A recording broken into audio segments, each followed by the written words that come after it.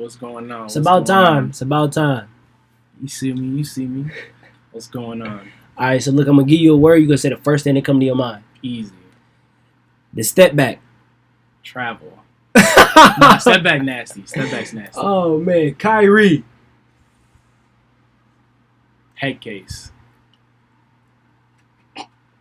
The Lakers. And you ain't even got to just say one word. You can give an explanation because I know they got some drama over there.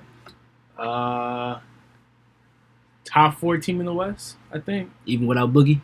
Yeah. I mean, I didn't put too much into Boogie anyway. You know they might be better off without Boogie, to be honest. You know what's crazy is people watch the NBA Finals and see how god-awful Boogie was, said how trash he was, and then signed with the Lakers, and now everybody was like, oh, Boogie about to kill. It's like, bro, he's not the same He's about to be in the Big Three pretty soon. Oh, wow. You hate to see it. The MVP award. Doesn't mean as much as it used to. So right. It's a popularity contest. Almost. One, they need to make it back at the beginning of the year or at the end of the regular season. Stop putting that shit back to June because don't make no sense. Not at all. And 2, they're never gonna do that, but they should just do a MVP award at the end of the playoffs. Like two different. Not just the whole by the end of the playoffs. MVP award, because it could be 2 totally different things. Like you get one guy like Harden, for example, then you got a guy like Kawhi who played great throughout the playoffs and when he played in the regular season. But I get you have the Finals MVP award too. So kind of like something you got to earn, I guess. Yeah. Huh? Floppers. How do I feel about floppers? I don't think it's a bad thing. It's getting out of hand. It is getting out of hand. I'm not against it. I ain't either because I do it too. I understand why, and I'm glad they're finding people. So The dunkers, like, so they got, boy, these dunkers now, I don't know what they eating. Oh, man, bro. They feeding them kids steroids, bro. Like, I don't understand, because, like, when I was in 8th grade, like, 7th grade, 9th grade. I couldn't dribble. Bro, I can't dribble now, but, you know what I'm saying? Like, it wasn't like that, though. Like, even, like, when I watched varsity games back in 2009, 2010, they wasn't doing that. Like, there might have been one player who might be able to, you know what I'm saying? Like, but now it's like, bro, I'm between the legs and fucking what's that called? The East Bay dunk? Like, bro. Dude went between underneath both legs in a game. Yeah, bro. I don't understand. What human evolution. That's what I'm chalk it to. I asked my brother, do you think we'll ever see somebody jump from the 3-point line? He said, give it 20 years. But I'm thinking, like, look, we got people like Zion who taking a step behind the free throw line. Give it 20 years. It's going to happen. Human evolution.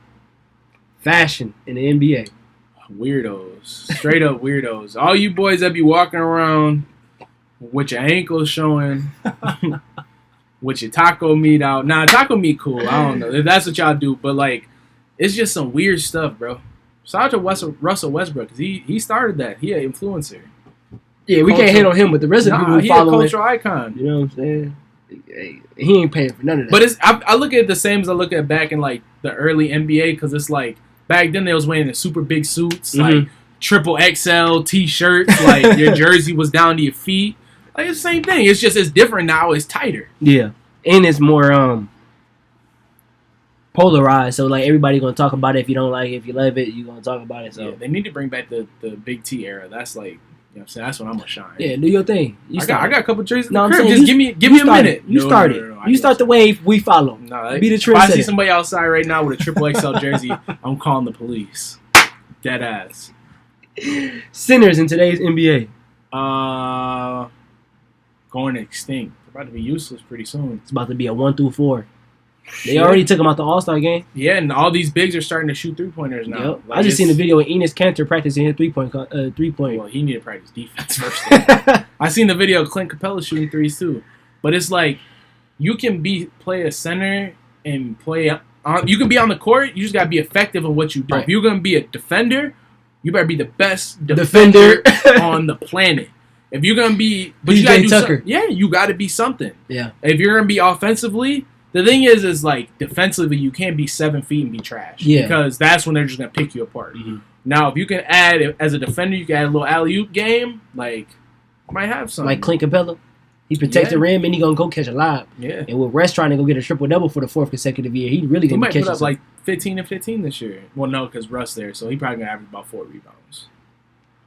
Yeah, you might be right about that. Because him and Harden gonna be trying to get that battling for them. Yeah. Clint just better run the floor. Is the number 0 the best player jersey in the NBA right now? You got Russ, Dame, what's his name? The guard that just went over to. Nope, he was number 1. I lied. I was gonna say I don't know no 0 besides Russ and Dame. Nah, I'm gonna say it's 23 forever. 23 is iconic. I think 24 is there too. So besides Kobe, who were number 24? That's Wise though. Like besides Jordan and LeBron, I can't. Draymond Green. Yeah, like I guess Anthony Davis too, but yeah. I think that 23 is one of those numbers that it's just like you're never gonna top that. Yeah, you're never gonna top that. And I feel like after LeBron said nobody should wear it, besides Draymond and AD, I don't think nobody else is really wearing 23. Yeah, Lou Will rocking it too. Yeah, he was rocking it. I like 0 though. I think 0's different. 00's trash though. If you rocking 00, get out the league, bro. If you rocking a number over 35, get out the change your number. Like any number post 35, just like come on. Like it's doing too much. Why you got a 47 jersey? Yeah, you play point guard. You ain't lying. This is like in the NFL. Some jersey number, 84 shouldn't be a quarterback. Should always be a wideout. Yeah. If you play on court, you shouldn't have a post 35 because I can't think of. Yeah, no, I'm not even. I ain't gonna get into that. Besides KD, ain't nobody else wearing 35 like that anyway. Post 35 is nothing. The NBA Finals. This past one? Just the finals period. Is it all right? The finals now compared to like a few years ago. Like I know people are still excited for it, but like most of the time we pretty much know which 2 teams after like the second round or the first round. We pretty much like, all right, it's gonna be Golden State and Toronto. All right, it's gonna be Golden State versus Cleveland. You know what's so funny as a Steph Curry fan, the last couple finals even this Raptors one, I wasn't as like excited. Into it. Yeah. Like they were losing and I wasn't even into it, right? To this day, the biggest series that I was into it like as hardcore was 2016 versus OKC Golden State. That was a series where it was like I was invested in that month. Every game I was invested. These last couple ones just been like, and part of that I credit to just the Warriors being dominant, which is cool because in every era that we've seen, there's been a dominant team. The 90s was the Lakers and Jazz were in the finals. What 3 straight years? Then you had the 2000s. It was the Lakers, Spurs, Heat. Like every decade you look at, there's a team always in the finals. So it's like it's gonna happen. Yeah, it's gonna happen regardless. Now, so who do you think next up? Because everybody is double. It's like 2 superstars.